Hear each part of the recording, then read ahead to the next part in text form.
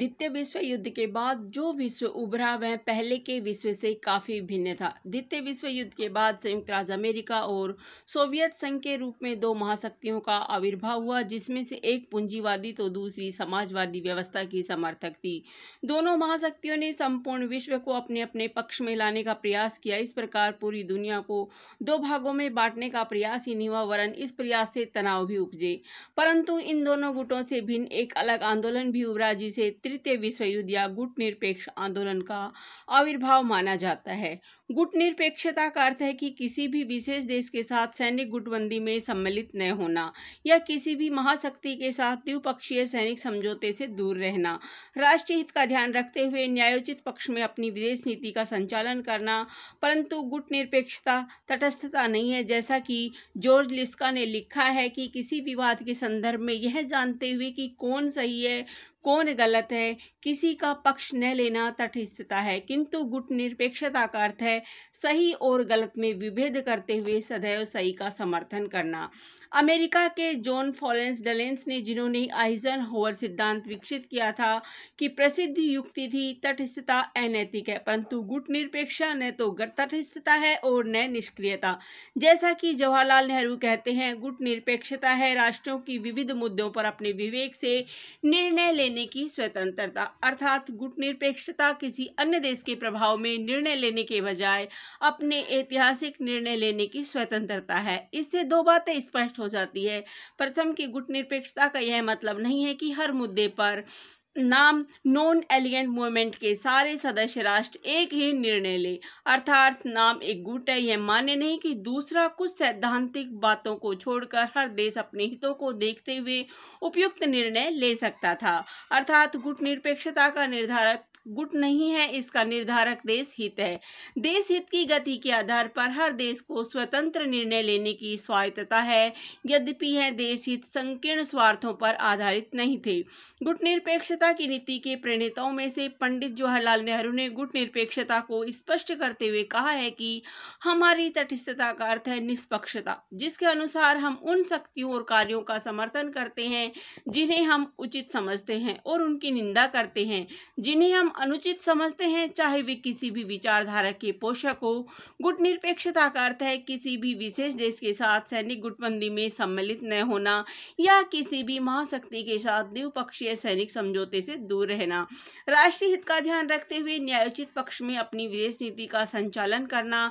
सन 1961 में बेलग्रेड में आयोजित गुट निरपेक्ष देशों के प्रथम शिखर सम्मेलन में गुट निरपेक्ष की नीतियों के कर्णधारों नेहरू, नासिर और टीटो ने इस नीति के 5 आवश्यक तत्व माने थे, जो इस प्रकार है। संबद्ध देश स्वतंत्र नीति पर चलता हो, वह उपनिवेशवाद का विरोध करता हो, वह किसी भी सैनिक गुट का सदस्य न हो, उसने किसी भी महाशक्ति के साथ द्विपक्षीय समझौता न किया हो, उसने किसी भी महाशक्ति को अपने क्षेत्र में सैनिक अड्डा बनाने की स्वीकृति न दी हो।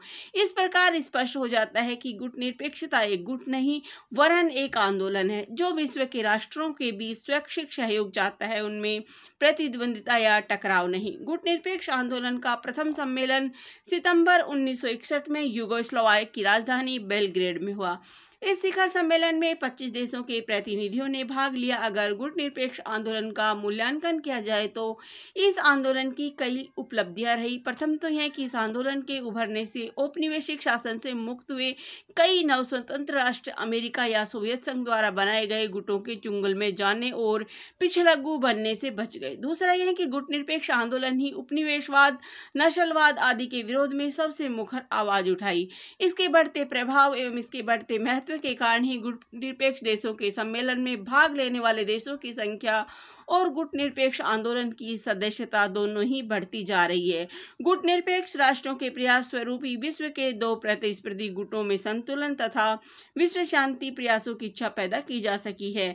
वर्तमान अंतर्राष्ट्रीय राजनीति में गुट निरपेक्ष आंदोलन ही विश्व में शांति स्थापित करने और उसे स्थायी बनाए रखने में योगदान दे सकता है। यह आंदोलन निर्धन और पिछड़े हुए देशों के आर्थिक विकास पर भी भी अत्यधिक जोर दे रहा है।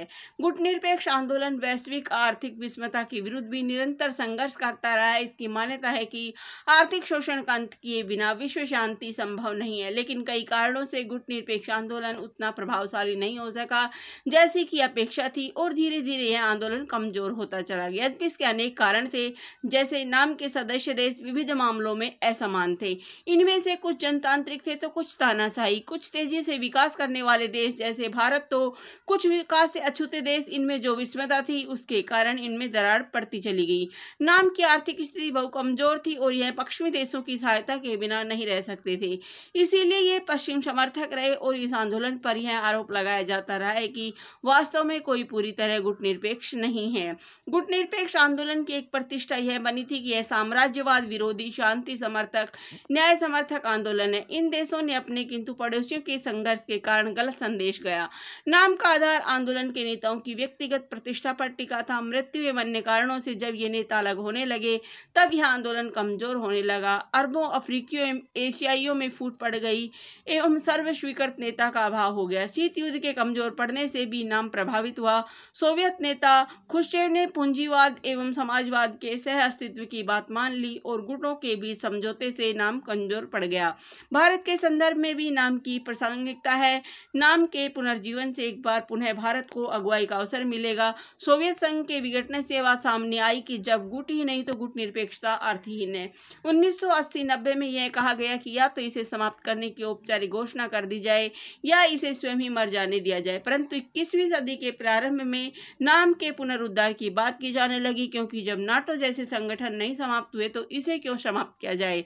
साथ ही सोवियत संघ के विघटन के बाद भी विश्व में विवाद व्याप्त है। नाम नैतिकता तथा अंतर्राष्ट्रीय न्याय एवं शांति पथ प्रदर्शक है, जैसे उपनिवेशवाद विरोधी विश्व शांति जो अभी भी आवश्यक है। सोवियत संघ के विघटन के बाद संयुक्त राष्ट्र धीरे धीरे अमेरिका परस्त होने लगा है। ऐसी स्थिति में एक वैकल्पिक मंच बन सकता है, इसलिए इसकी प्रासंगिकता है कि यह वंचित एवं विकासशील देशों का एक मंच है, इसीलिए इसमें अपनी एक अंतर्गतता है। यह एक अनौपचारिक संगठन है जिसकी आवश्यकता आज भी है। यदि देखा जाए तो नाम की स्थापना के समय जो चुनौतियां थी आज भी चुनौतियां उससे बड़ी है। उदाहरण के लिए भूमंडलीकरण से उत्पन्न प्रतिस्पर्धा एवं विषमता की चुनौती, आतंकवाद से निपटने की चुनौतियां, आज युद्ध पीड़ित विश्व में शांति और सह अस्तित्व की स्थापना, उपनिवेशवाद और रंगभेद को समाप्त करना, नाभिकीय मुक्त विश्व की संकल्पना को मूर्त करना, मानवाधिकार हनन के खिलाफ आवाज उठाना, विकासशील देशों के मध्य प्रत्येक क्षेत्र में पारस्परिक संबंधों में सहयोग करना आदि ऐसे आधारभूत लक्ष्य हैं जो अभी भी पूरे नहीं हुए। इन चुनौतियों ने यह आवश्यक बना दिया है कि गुटनिरपेक्ष आंदोलन अपनी शक्ति का संचय कर पुनः खड़ा हो। चूंकि संयुक्त राष्ट्र के बाद यह सबसे अधिक सदस्य संख्या वाला संगठन है, इसीलिए किसी समस्या से निपटने में इतने देशों की भागीदारी महत्वपूर्ण होगी। हाल ही में उभरने वाली विश्व आर्थिक मंदी से भी उभरने में नाम की महत्वपूर्ण भूमिका हो सकती है। धन्यवाद। जय हिंद, जय भारत।